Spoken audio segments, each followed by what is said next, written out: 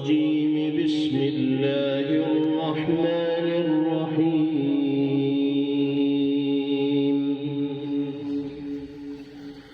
وزكريا إذ نادى ربه رب لا تذرني فردا وأنت خير الوارثين.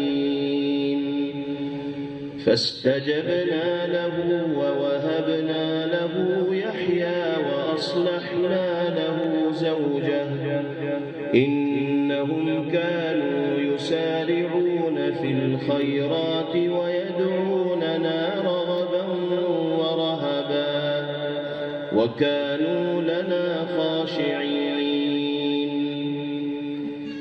والتي أحصنت فرجها فنفخنا فيها من روحنا وجعلناها وابنها آية للعالمين. إن هذه أمتكم أمة واحدة وأنا ربكم فاعبدون. وتقطعوا أمرهم بينهم كل إلينا راجعون. فمن يعمل من الصالحات وهو مؤمن فلا كفران لسعيه وإنا له كاتبون. وحرام على قرية أهلكناها أنهم لا يرجعون. حتى إذا فتحت يأجوج ومأجوج وهم من كل حدب ينسلون. واقترب الوعد الحق فإذا هي شاخصة أبصار الذين كفروا يا ويلنا قد كنا في غفلة من هذا بل كنا ظالمين. إنكم وما تعبدون من دون الله حصب جهنم أنتم لها واردون. لو كان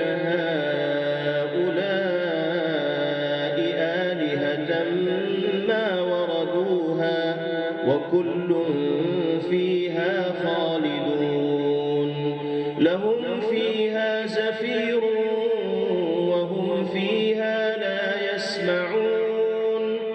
إن الذين سبقت لهم منا الحسنى أولئك عنها مبعدون. لا يسمعون حسيسها وهم فيما اشتهت أنفسهم خالدون. لا يحزنهم الفزع الأكبر وتتلقاهم الملائكة